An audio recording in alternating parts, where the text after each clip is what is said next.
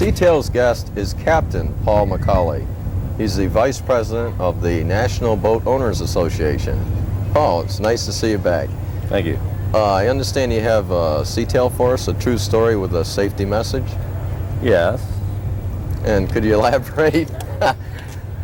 Sure. This one is happened quite a few years ago, and I was involved with this one actually, and I was diving with a partner, and we'd gotten this great story from one of the local guys where you could find all this fine halibut, and it happened to be right off the discharge side of the Port Hueneme power plant, where the warm water discharge is from the generator? From the generator. They I understand suck water sharks in. hang out in the warm water too. Well, possibly. Is that true? I didn't see any sharks. The visibility was too bad.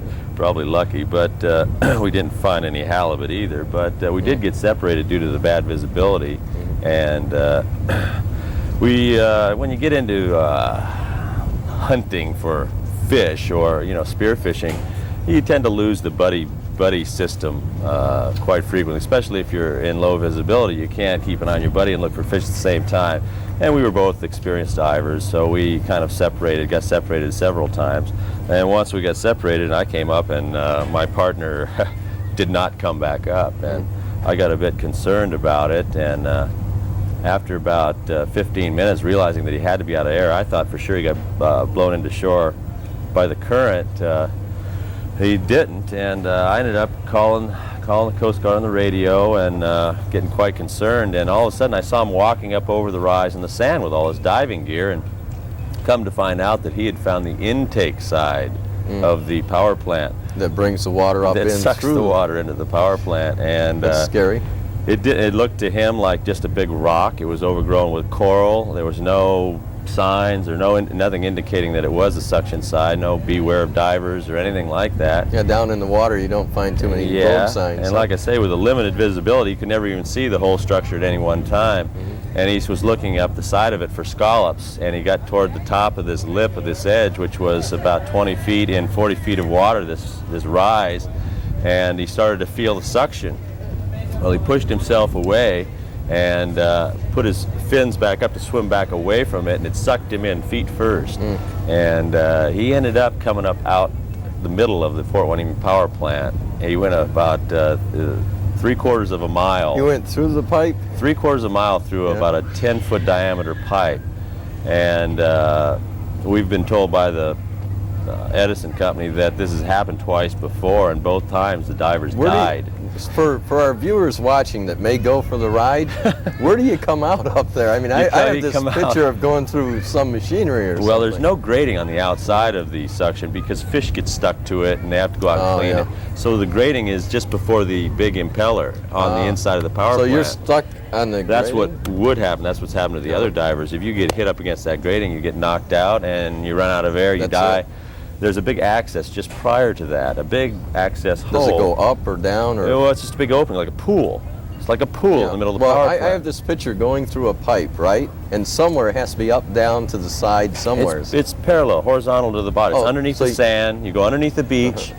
And I'm not going to look for it. We have about a minute left, so I'll let you continue. So, well, he saw the light. He saw the light at the end of the tunnel. Too. And it was just prior to the grating, and he saw this was his only chance, and he popped the air release on his buoyancy compensator, and it shot him up to the surface, and luckily slammed right into the ladder to climb out, and he just grabbed hold of it. And if he hadn't grabbed hold of that, he would have. But the message I have is to divers out there, there are no warning signs on a lot of these buoys and these suction places out of there. And if anybody tells you to go diving for a halibut out of, just stay away. They're marked on the power charts. plants or something like you that. Just stay away from them. Even though we thought we were well away from the intake, we found ourselves way too close to it. He lived through it, luckily. Well, I'm glad to hear that. I like stories with happy endings and the message. There's so many of them with unhappy endings that it's too late for them. And we're running out of time. That could or could not be a happy ending. I don't know. This has been Captain's Log. Please be safe. Get the education you need to be safe. And when in doubt, don't. Thank you. And watch Captain's Log.